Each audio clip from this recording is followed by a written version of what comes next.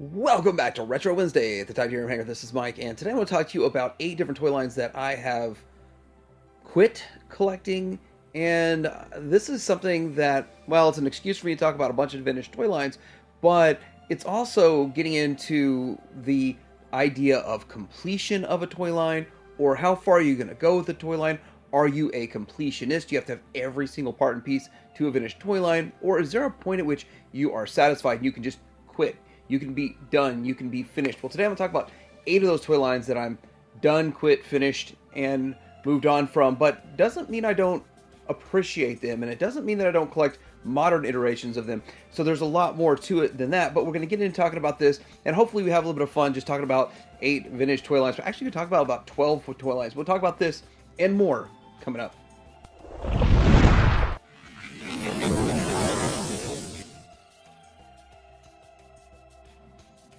First off, I want to start out by talking about the difference between quitting collecting or completing a collection. So one thing is that the Kenner Chuck Norris Karate Commandos, these were very easy to collect.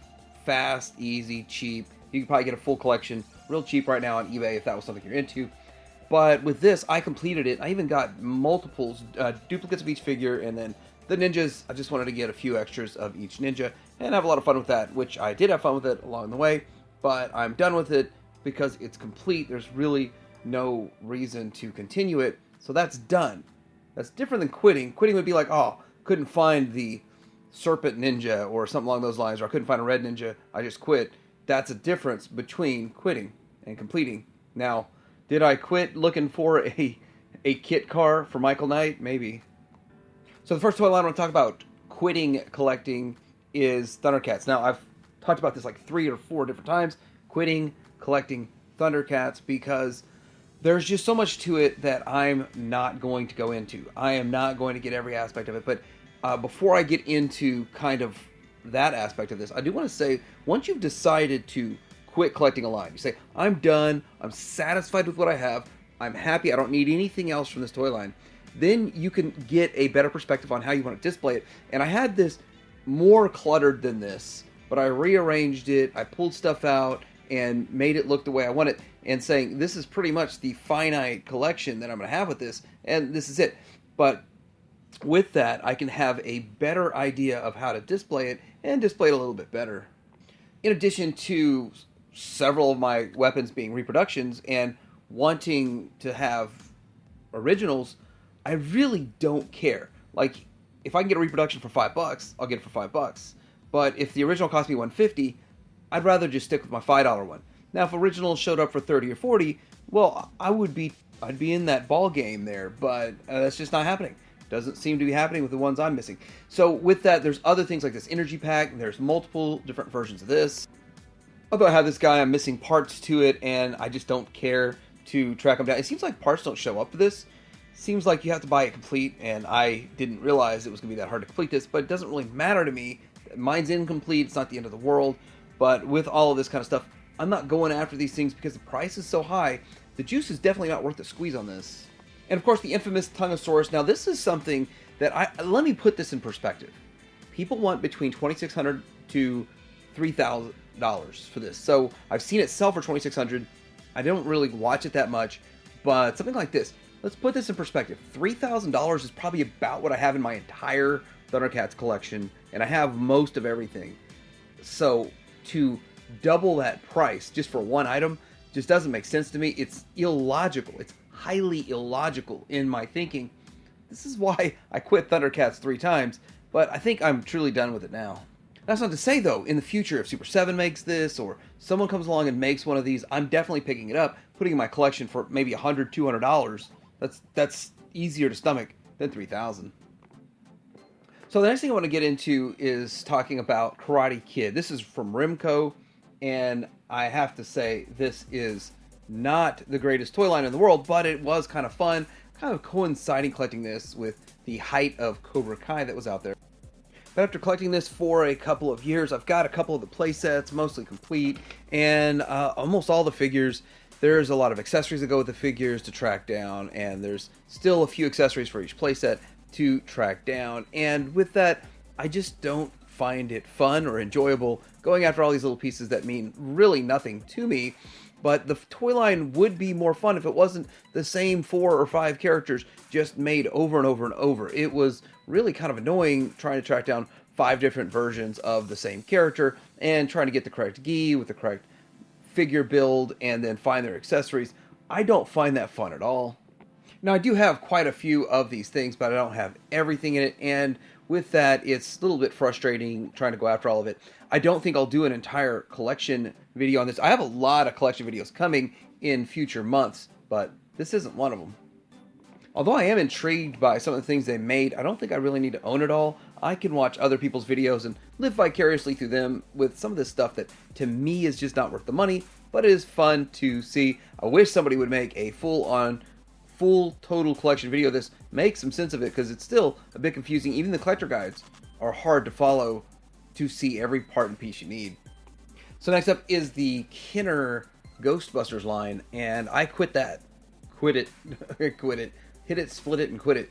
The thing is that I never really was in on Ghostbusters. Back in the day, I kind of hated the cartoon. Not so much that the cartoon was bad, that it took the slot of G.I. Joe or Transformers, and so I kind of held it against it, but I had some of the toys kind of just in lots and started building a bit of a small collection on the side inadvertently. So I went after it a little bit hard for a month or so, but then I realized it's just a huge toy line. There's just massive. There's so much to it out there that I decided I was going to just kind of back off. Now, one thing I am going to do, though, going forward is to collect the modern stuff they come out with. Oddly enough, currently they have the Fright features in the stores as retro, which the Fright features are my favorite part of the Kenner Ghostbusters. This is actually what got me to get into it. I started picking them up at toy shows because I thought it was really cool. A lot of people think that these suck, but I think they're the coolest part of the entire toy line. But they're also the cheapest and easiest to get.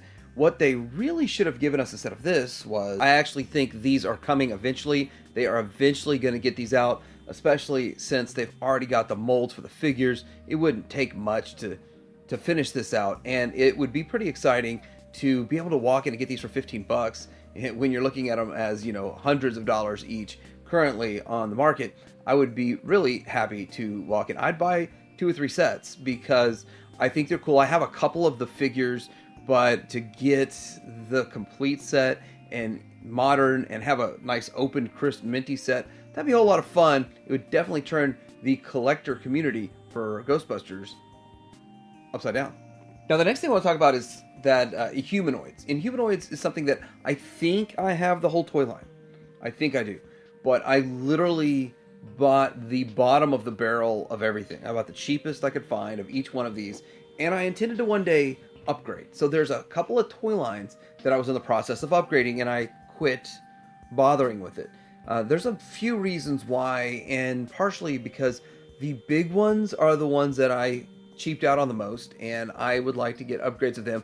Plus, there's multiple variations of, say, Tendril. He's got long Tendril fangs. That's a variation of him.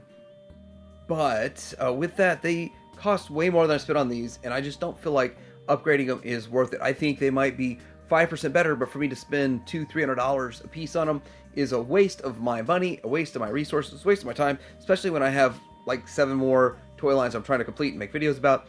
So with that, I'm quitting this line. I don't hate it or anything, but I would definitely be interested in a couple of new iterations if they came out. I'd be looking into those. In the same vein, Cops and Crooks is kind of the same way I feel. I had upgraded a few of these along the way and kind of just kept my old ones in the display. And with that, I feel pretty confident about my collection and my display when it comes to Cops and Crooks. And it really, when I made my video about it, is when I highlighted how bad my collection was. There were a lot of parts and pieces and accessories that were kind of messed up looking and figures that needed to improve. And I was on the route of upgrading all of these, but then, there's a mass figure in there. But then I decided it's not really worth it for me. The other thing I realized is that my collection doesn't have to be perfect. It doesn't have to be perfect, and I'm sure a lot of people look at the way I display it and say, your display is definitely not perfect, but my collection doesn't have to be perfect for me to enjoy it and to be happy with it and to just accept what I have for what I have. And with that, Cops and Crooks, I just find I'm satisfied with it the way it is. and I've quit it. Now, there's going to be some other stuff coming out from, what is it, Chicken Fried Toys or something like that? Now, they're going to be making some 3.75 inch scale with 4 inch scale figures, and they should be coming out eventually. Starting with Sundown and a couple other ones, and I will probably pick one of each of these up just to check them out and just to have them in my collection. But I really don't think we need new Cops and Crooks. I think that Hasbro did a good job with them. They're already in the 6-inch scale. What are they going to do with them if they made them in 6-inch scale or 7-inch scale? That would be better than what we already got. Well, it'd be interesting to see, but I don't know if I want to go rehash 29 figures that way. But a handful of them, I don't think Chicken Fried Toys is going to do all 29, but they might. And in the same scale as, say, Hasbro's G.I. Joe, that would be interesting to see what happens with that. But they carry a higher price point than a 4-inch figure should be, in my opinion. But I will check them out. Next up, we have Dino Riders, and I definitely quit Dino Riders. Looking at this, I don't even know how to display this stuff, because some of it's big, some of it's small. You need to allocate a huge area to it, and I probably only have about 15% of the collection, and I've got $600 tied up in it, and I got the cheap stuff. So getting into probably the more pricier end of this, it's going to get expensive. Now, just getting the earlier stuff, the big ones, I thought I had the big one. Well, I think it's a Diplodocus or something, that's the big one. There's the T-Rex, there's that really massive one. This stuff runs serious bucks, and they have a ton of different parts and pieces. The reason I got into this was because the figures themselves are the same size as Skell's mask, and I had about 20 of them mixed into my mask figures, and I thought, oh, how hard it would be to complete this line. Very hard, very challenging. But that doesn't even get into the hardest part. This is just a repaint of something, but Series 3 is just brutal, absolutely brutal. But I don't even want to start touching that. I stopped cold turkey. Now, if you do collect this line, I'm curious to hear about your collection. Do you have a video about it? I would love to watch other people's videos and maybe someone spell out everything that's to it. Maybe I could get my mind around the toy line a little bit more than I do. But right now, it just looks like an endless black hole of money just getting wasted like crazy and getting nowhere trying to collect this line. It's very expensive, so many parts and pieces. The little bit of stuff that I had fun with it, but I don't know if I'm going forward with it. Still, it's a really cool line. Would love to see a modern iteration of this.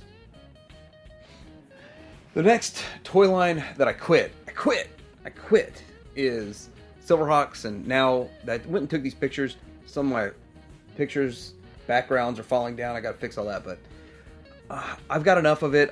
My problem with this line is, and as you can see, I have more than one of most of these figures.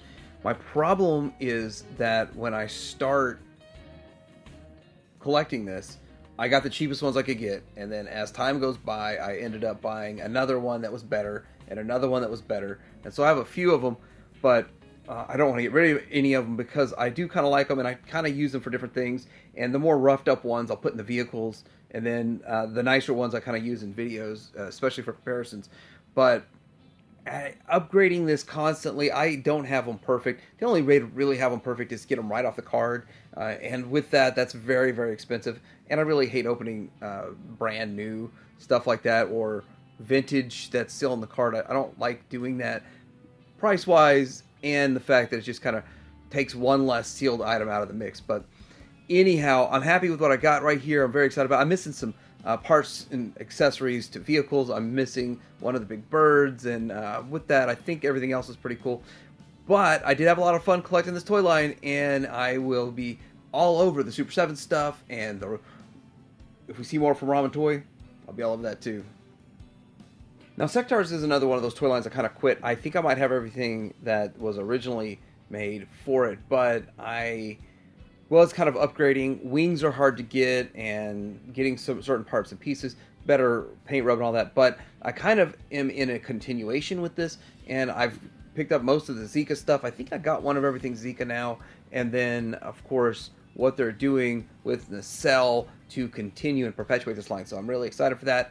And that Stellara is amazing. Great job on that figure, and I really like how it fits in with everything. But with that, there's more stuff you can do, like collect stuff in the package. I'm trying to just go for loose runs on these because it's cheaper and I can enjoy it a little bit more.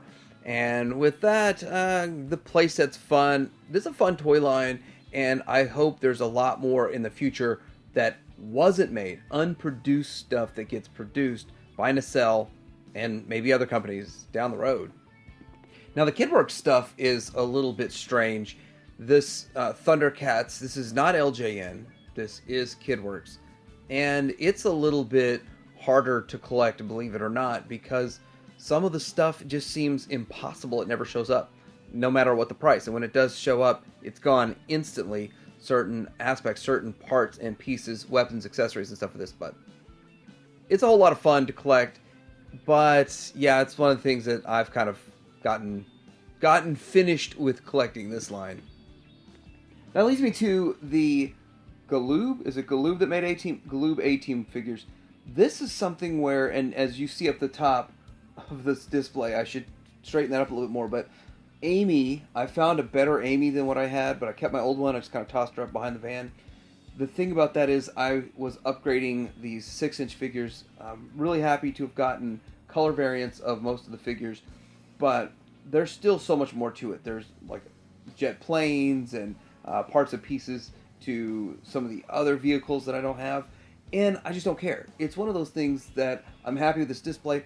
Now, the one thing I probably will upgrade is when Ramen Toy makes an A-Team looking van, I think the dimensions will be about the same, or if they're not, I can move things over, rearrange, but I'm pretty sure I can fit theirs in this display, and that's definitely going to be something that I would add to this display. But as for buying the vintage stuff, I think I'm done. I think I'm happy with where I'm at, and that's kind of a good thing in 2024 to be satisfied with where you're at. So I'm curious about you guys. Have you quit collecting any of these toy lines? Have you gotten to a point where you're satisfied? You're not complete with a toy line, but that's all you need. You are satisfied with collecting it, and you are done. Or is there another toy line that you're looking at going deeper on? See, that's the thing about quitting, because I've quit some of these before. You can always start back up down the road for whatever reason. But I'm actually looking towards unreleased items in the future. I think that's the most fun when it comes to collecting, is what could have been. But let me know in the comments below, like and subscribe, and Titanium Hanger out.